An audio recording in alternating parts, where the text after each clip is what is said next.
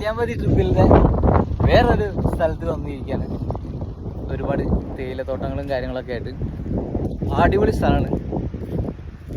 നല്ല ബാക്കിൽ ഭയങ്കര മനോഹരമായ സ്ഥലം.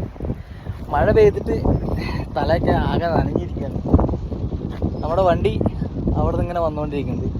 അങ്ങനെ വണ്ടി അവിടെ കൊണ്ടുപോയി നിർത്തി. അവിടെ സൈഡാക്കി ബാക്ക് അവിടെ വെച്ചോ, അങ്ങോട്ടേക്ക് ബാക്ക് വെച്ചോ. അങ്ങനെ നമ്മളിപ്പോൾ ഒരു കട്ടൻ ചായ കുടിക്കാന്നുള്ളൊരു വൈബിലാണ് നിൽക്കുന്നത്. നമുക്ക് വണ്ടി ഇത് ഞങ്ങൾ ഇവിടെ സൈഡാക്കാൻ പോവാണ്. വണ്ടി സൈഡാക്കി നമ്മളൊരു കട്ടൻ ചായ കുടിക്കാം. കട്ടൻ ചായ പിന്നെന്താ വേണ്ടി ദിലീപേ? മുട്ട ഓംപ്ലേറ്റ്, ബ്രെഡ് ഓംപ്ലേറ്റ് ദിലീപിൻ്റെ ഇഷ്ട വിഭവമാണ്. പറഞ്ഞോ ദിലീപ്, പറയാം എന്താണ് വേണ്ട? ആംപ്ലേറ്റാ? ആംപ്ലേറ്റ് കിട്ടില്ല. മുട്ട പുഴുങ്ങിയാലോ? മുട്ട പുഴുങ്ങല്ലേ? മുട്ട പീങ്ങിയതാണോ നല്ലത്? മുട്ട പീങ്ങിയത്. അങ്ങനെ ദിലീപിന് മുട്ട പീങ്ങിയതാണ് വേണ്ടത്. അപ്പോൾ ദിലീപിൻ്റെ മുട്ട പീങ്ങിയത് ചെയ്യാൻ വേണ്ടി വെച്ചാണ്. അയ്യോ എല്ലാം പോയി. പാത്രം വീണ സ്ഥിതിക്ക് എന്തായാലും ഇപ്പൊ നമ്മൾ ഇറങ്ങേണ്ടതാണ്.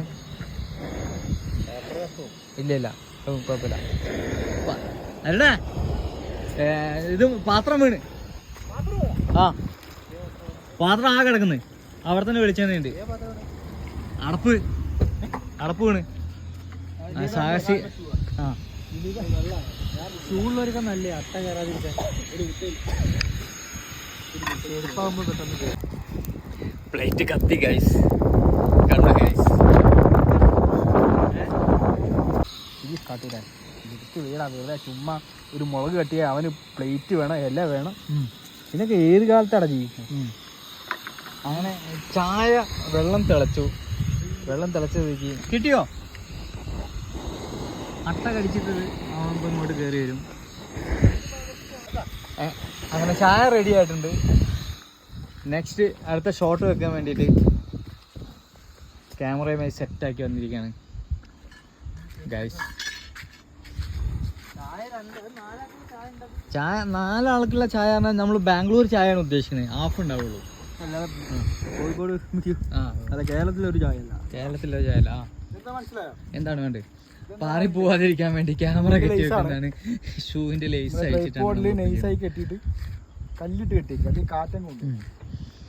മനോഹരമായ ഒരു ബാക്ക് ഡ്രോപ്പിൽ നിന്നിട്ട് ഉള്ളി അരിയുന്ന ദിലീപിനെയാണ് നിങ്ങൾ കണ്ടുകൊണ്ടിരിക്കുന്നത്. ദിലീപേ പറ.